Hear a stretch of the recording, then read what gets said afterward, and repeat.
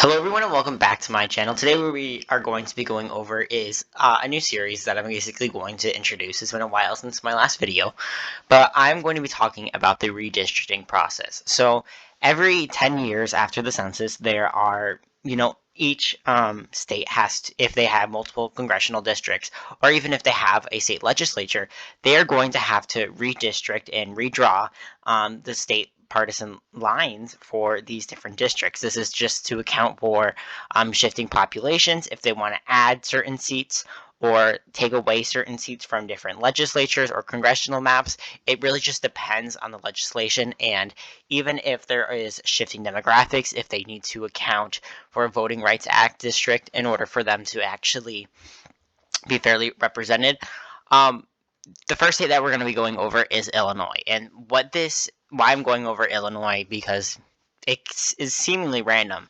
On Saturday, the Illinois Democratic lawmakers actually posted their first rough draft of the state house map. So this is pretty significant. This is going to be one of the first actual maps that we're going to see of this cycle, and it's pretty interesting to actually look at it. So looking at the actual proposal that you see on your screen, it heavily favors the Democrats. They're taking parts of Chicago, and then they're drawing it all the way down to other areas. So keeping these communities of interest per se is not necessarily what they are trying to do. They're like splitting up different communities. Orland Park, half of it's in one district while the other half is in a completely different one. And you can say that, this is just to account for, you know, um, over here, for example, there are heavily Latino districts that they are trying to keep together. However, this is undoubtedly something that's definitely going to favor the Democrats. Trying to keep cities together is what they're apparently trying to do, and that's only going to favor the Democrats more and more. Um, Looking at this, it shows in how, in a democratically controlled state, Illinois is one of the only democratically controlled states.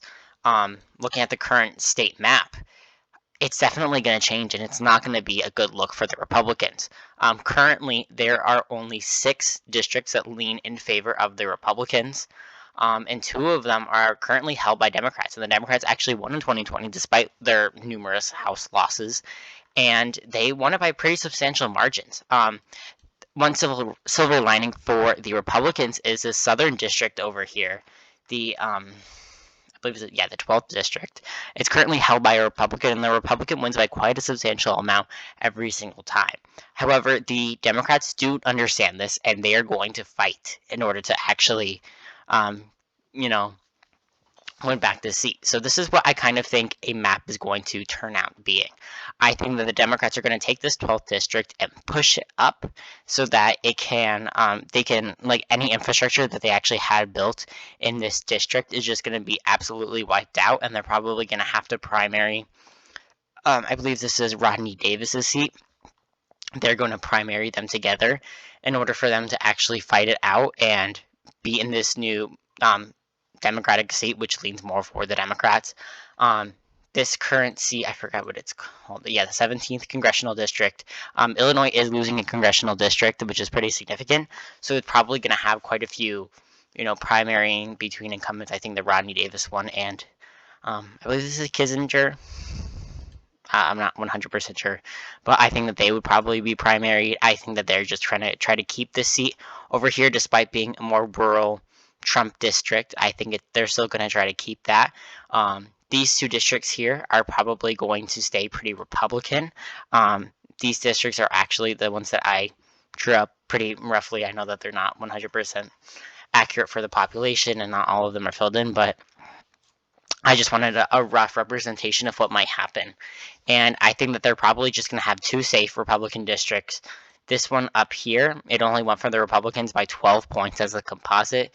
If we were to switch it to president in 2016, a lot of these districts are going to shift right, especially this one down here. And even this one, it actually went to Clinton, which is kind of ironic, but it only went to Clinton by 0.1%. Not something to brag about.